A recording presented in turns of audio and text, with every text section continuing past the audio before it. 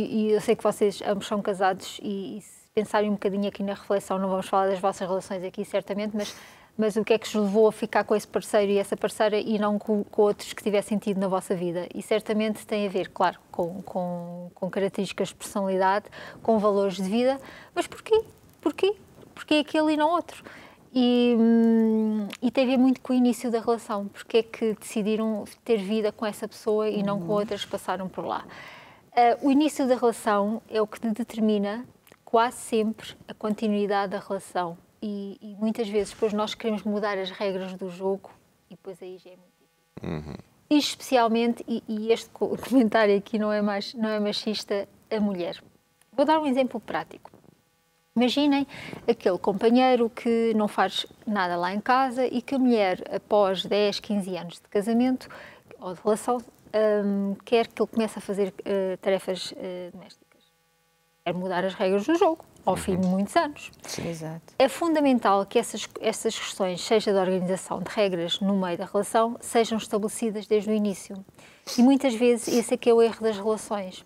Seja de tarefas, seja de forma de orientar a relação. Ou seja, como é que eu visualizo? Estamos a ver aqui as patinhas das meninas. Mas lá em casa já sabem, temos ali duas meninas. Claro. Ou seja, eu visualizo as relações desde o início como as carruagens de um comboio. Falemos aqui do papel da mulher. Pode ser a carruagem da frente, a carruagem de trás ou a carruagem do lado. Como é que eu explico isto? O papel da mulher pode ser aquela mulher que leva tudo à frente, ou seja, é a pessoa que traz atrás o companheiro e ela que toma as decisões. Pode ser a carruagem de trás que vai atrás do companheiro e o companheiro é o decisor, ou então ambos estão par a par e ambos tomam decisões. Se vocês repararem, estes padrões é o que vão ditar o segredo da relação, para sempre. O que é que acontece? Muitas vezes acontece, também é a experiência que eu tenho clínica, ser, muitas vezes, a mulher, a decisora mora, é ela que toma as decisões, cansa-se deste papel ao fim de alguns anos e diz, estou farta de tomar decisões. Mas isso vem desde o início da relação. Isto não é falado. É admitido, ela vai tomando decisões, até gosta, porque tem liberdade de tomar decisões e não é contrariado, mas ao fim de alguns anos isto vai levar ao cansaço da relação e vai trazendo problemas para a relação e a relação vai morrendo. E daí esta questão, muitas vezes as pessoas têm problemas nas relações e não sabem porquê. Tem a ver com o início, o que foi estabelecido, mas que não foi dialogado, não foi negociado. Ficou, porque tem a ver com a personalidade mais forte e a mulher ou o homem, pronto, eu estou a falar mais na mulher, mas um deles assumiu o comboio da frente, a carruagem da frente. E não poderia não ter sido assim. Se for negociado, é muito mais fácil. Pois, Faz sentido. O problema é que alguns pensam assim, espera lá que depois de casar vais ver se não mudas. Mas isso... Não é? Deixa de estar depois de... eu tenho um nome muito peculiar para isso, que é o síndrome de Madre Teresa Calcutá. É um nome muito claro que eu digo que é eu faço com que ele mude, ou seja, ele vai mudar por mim. Isso não existe. Porque também acho que não faz sentido. Um homem não tem que mudar só por causa de uma mulher. Por isso é que eu acho que as duas carruagens têm que estar par a par. Por isso é que isso tem que ser verbalizado e negociado. E vocês que são casados têm que ser feito de negociações. Ninguém pode mandar em ninguém. E aqui é o segredo de uma relação com sucesso. Negociações. E porque a dada altura há uma rivalidade de poder. Por isso é que não pode ser a carruagem da frente, nem pode ser a carruagem de trás. Porque senão não dá. É uma relação de chefia. Não dá. Mas também não é preciso fazer nenhum acordo pré-nupcial, de tudo escritinho ali, tu vais fazer isto e aquilo. Às vezes ajudava um bocadinho. Porque não se fala, Ricardo. Muitas vezes nas relações não se fala, porque as pessoas têm dificuldade em colocar em cima da mesa, em falar de afetos, em falar de regras. Não se fala. Muitas vezes porque eles próprios, quase sempre o homem, tem dificuldade em concretizar conversas. e também tem a ver com o ambiente onde vem, mas o homem tem uma maior dificuldade em falar. Se reparar, não sei se é o seu caso, mas tem uma maior dificuldade e são assuntos difíceis. Depois também tem a ver com o ambiente familiar de onde vem, se falavam destas coisas, se não falavam. Mas também acho que é assim, a mulher fala mais para socializar e o homem mais para obter informação. Tem a ver com o papel social, sim, mas daí a importância do início da relação. Se o namoro, no início do namoro, eles tiverem um tipo de comunicação positiva, daí o início, por isso é que eu trouxe aqui este assunto. Se isso for estabelecido e trabalhado desde o início, porque nós somos adaptáveis, somos seres humanos que conseguimos trabalhar características. E se tiver aqui dois seres humanos flexíveis, isso consegue ser trabalhado. Agora, se um for muito inflexível, até pode ser a mulher, não tem que ser o homem propriamente dito, não é? Vamos logo por um caminho de uma relação que não vai dar muito certo e que se evoluir para um casamento, filhos, possivelmente daqui a uns anos eles não serão felizes. A base que nós estamos a falar, flexibilidade através da comunicação e negociação de papéis. Basicamente é isto. E às vezes as realidades do dia-a-dia também influenciam muito, porque imagina que não é o meu caso, mas imagina que eu tenho que passar a manhã toda a falar o tempo todo.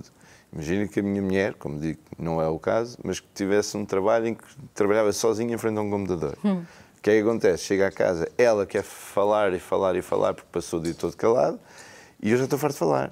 Não é? Que não é o caso, mas às vezes há isso e às vezes as pessoas não têm essa sensibilidade também. Nem um nem o outro.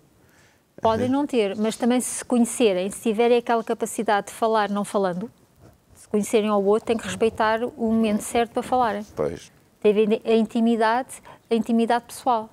Lá tem a ver com a comunicação. É algo que é treinado desde o Sim, início. e com a comunicação. Sim, e porque a pessoa se vai conhecendo. Isso mesmo, conhecendo quando é que pode falar e quando é que não pode falar, que vai dar sempre ao mesmo início, isso tem que ser trabalhado desde o início. As regras, os momentos, conhecer o outro. Porque, se vocês repararem, hoje em dia os jovens não têm esta... Também não posso generalizar, como é lógico, mas não têm esta maturidade emocional para conseguir fazer este início de relação. Claro que vão amadurecendo, mas é fundamental que o façam desde o início. Porque tudo bem, tem que haver valores, tem que haver posturas de vida semelhantes que mantenham uma relação, isso é fundamental, além da atração física, da atração que é fundamental também, mas acima de tudo tem que haver este projeto e esta postura. Ou assumem desde o início que um deles vai ser a carruagem da frente, isso é assumido realisticamente, e aquela pessoa é que é o decisor na relação, e não há problemas com isso. Okay? Só que quase sempre isso não é admitido. E depois vai haver problemas aqui. Porque, repare, isso que me estava a falar de um falar menos e outro falar mais. Se houver um decisor, a outra parte vai ser aquela que fala sempre menos.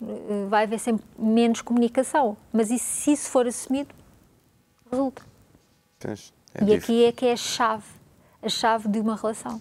Mas os momentos certos também é importante, porque às vezes há aquelas senhoras que o marido chega à casa e querem logo falar tudo e mais alguma coisa, quando ele ainda vem, ainda nem sequer pousou a pasta e já está a falar do que é que os filhos precisam para a escola, o que é que aconteceu ali, as contas que eram para pagar, metade das coisas ele não ouviu nada. Mas isso é o que a Célia estava a dizer. Pois, quando o casal já se conhece, tanto ela como ele, já sabem qual é o momento certo para começar a compartilhar, a falar. Saber ouvir. Exatamente. E saber falar. Exatamente. Há aqui muitas regras. É fácil? Não é.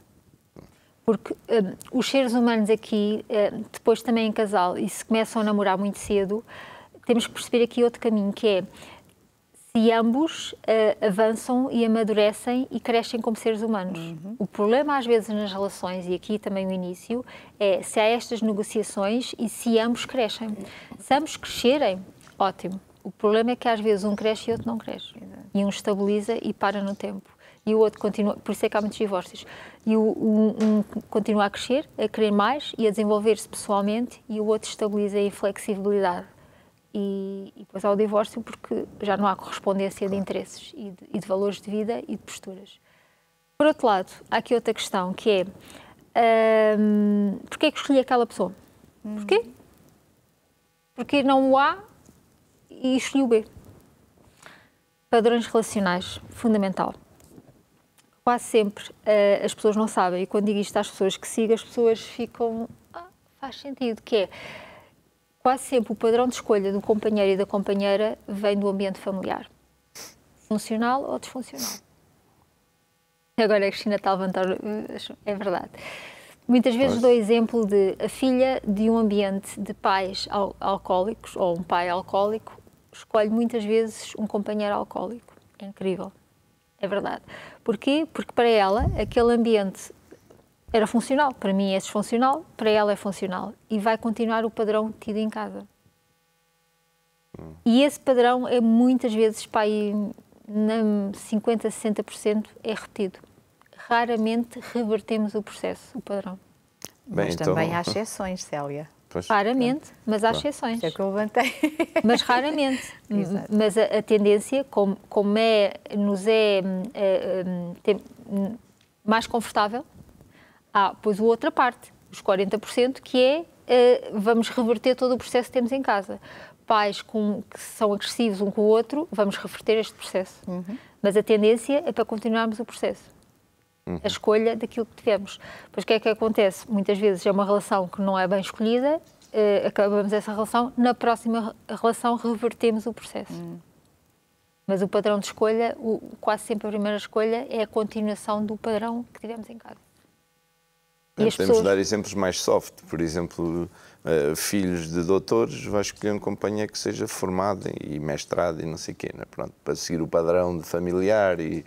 por exemplo, não é? O que for, ou pais, sei lá, frios, com poucos contactos afetivos e carinho, também vão para esse padrão, ou então revertem e querem alguém que seja carinhoso porque já estão fartos de não ter esse contacto e esse afeto. Mas a tendência maior é para continuar o padrão. E ao fim de várias relações disfuncionais é que param e pensam. E muitas vezes nem sabem porque é que as relações não batem certo. Não conseguem perceber. Não, é muito giro, depois eu escrevo... Muito giro. Quando me procuram, eu depois faço isso, que é a maravilha de poder ajudar pessoas, que é escrevo os companheiros que tiver, ou as companheiras, escrevemos as características e há sempre fatores em comum, sempre, que vão dar ao ambiente familiar. Nada é ao acaso, nada. É um pouco inconsciente, a escolha do parceiro é um pouco inconsciente. E vai dar um bocadinho para as relações tóxicas. E então, o que é que Como é que é isso, então, das relações tóxicas? É complicado, que tem a ver com esta escolha. Tem a ver com esta escolha de continuidade e disfuncional. Porque, muitas vezes, se eu escolho já um parceiro que não é correto para mim, do ponto de vista funcional, automaticamente pode-me levar a relações tóxicas, em que eu vou permitir coisas que não são boas para mim e que está relacionado também com a autoestima. E hoje em dia falamos da violência doméstica, não é? Que é muito falado e que infelizmente os números em Portugal são enormes. São assustadores. E em namoro. Miúdos jovens, que há dias vi uma reportagem que as miúdas em namoro, estamos a falar de 14, 15 anos, aceitam que eles se derem uma chapada era porque gosta de mim e é por ciúmes. Isto começa hoje em dia muito cedo e que para mim é inadmissível, não é? Que tem a ver com padrões, lá está, também não acredito que todas essas miúdas que digam isso, que venham de padrões disfuncionais, tem a ver com uma ideia errada do que é o namoro, não é? Uma ideia errada do que o que elas merecem e não merecem. Se ele me bateu ou se ele é muito obsessivo com o que eu visto ou não visto, é porque ele gosta de mim e se preocupa comigo. Isto não faz muito sentido. Há aqui, claro, uma inversão do que eu mereço completamente errada, não é? Estamos a falar de amor próprio e de autoestima. E vamos novamente ao início da relação, porque se começamos já com uma relação de uma forma errada, as coisas não vão bater certo. E é inadmissível para mim, seja como psicóloga ou como ser humano, que jovens sejam maltratadas.